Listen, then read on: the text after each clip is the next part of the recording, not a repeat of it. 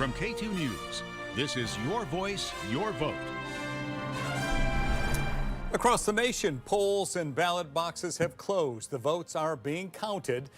This is a live look at Donald Trump's headquarters at Mar-a-Lago right now, where Trump is expected to speak at any moment. Thanks for joining us for this special Your Voice, Your Vote edition of KATU News at 11, everybody. I'm Steve Dunn. And I'm Deborah Knapp. Tonight, we continue to track the latest numbers from the presidential race and also those impacting us here at home. We have live team coverage this evening. Across the Portland metro area, KATU's Victor Park, Thanvi Verma, and Barry Mangold are keeping us up to date in the race for Portland mayor. KATU's Emily Gersh and Shelby Slaughter are covering Washington's 3rd Congressional District, and KATU's Christina Giardinelli is watching Oregon's District 5 tonight. KATU's Wright Gasway is tracking the city races decided by Portland's new ranked choice voting system. But first of all, we turn to KATU political analyst Jim Moore. And Jim, as always, thanks for being with us all night long. We're going to take a look at the latest on the presidential race and bring up those numbers if we can from the booth and show you the very latest on what we see here. And as we bring these up, Jim, you've been talking about this all night long. And what are you thinking as you watch this? Well, remember, we were talking that it could be 320 electoral college votes for Harris, 320 for Trump.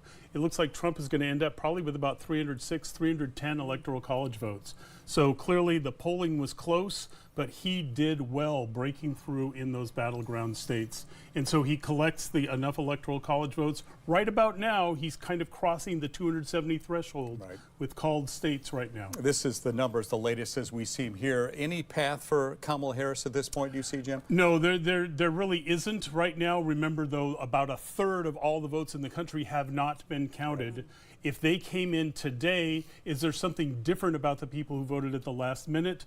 We see that in Oregon and Washington all the time, but seeing that in so many states, I don't think it's going to change. All right, Jim, thank you. With the nation now having a clearer picture of who will be the next president, national correspondent Atra El-Nashar is in Washington, D.C. tonight with the Harris Campaign Watch Party.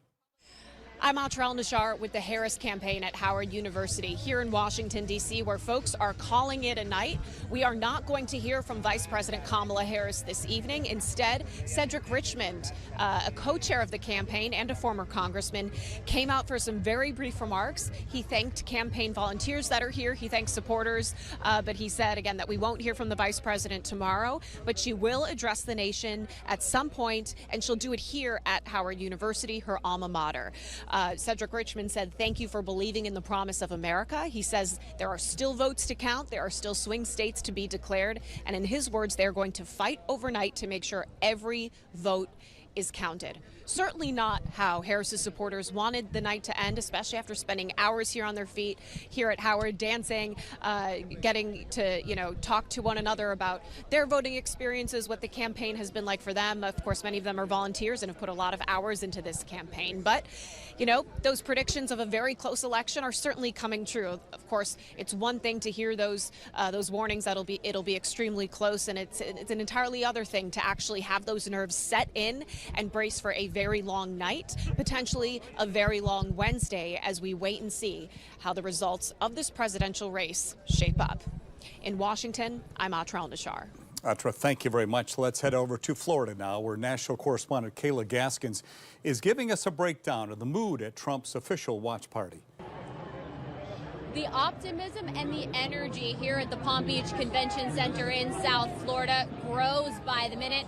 Donald Trump officially getting North Carolina, and he's gaining ground in the blue wall states as Kamala Harris's path to victory gets increasingly narrow. You can feel the positivity in this room, a noticeable shift from the past hour and a half to 2 hours ago, when many of the people I talked to on the ground here said they were nervous and anxious, so a lot of emotions, and you feel that shift more towards the celebratory party atmosphere, which is what this room was set up for. As for the former president, he is still at Mar-a-Lago watching these results come in, still quiet on social media as of now, but he is expected to make his way to the convention center to address this crowd at some point this evening. In West Palm Beach, Florida, I'm Kayla Gaskins. Back to you. We want to turn now to the closely watched congressional race, the race for Washington's 3rd district, where Republican Joe Kent is running against incumbent Democrat Marie Gluesenkamp Perez. You can see Gluesenkamp Perez with 52% of the vote to Joe Kent's 48%. K2's Emily Gersh is live at Joe Kent's watch party in Clark County tonight. And Emily, Joe Kent was not at that party for the majority of the night. When did he show up?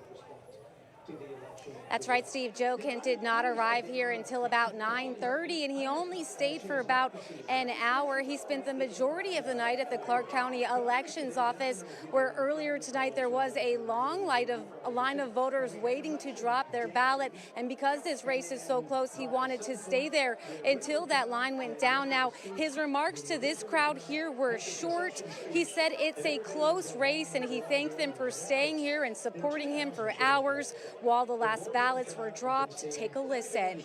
It's not over yet, so let's just stay motivated, keep your spirits high, and be prepared to go cure some ballots tomorrow. I think a lot of people felt this way. They wanted someone to win. Again, this race is one of a handful in the nation that will decide which party controls the House.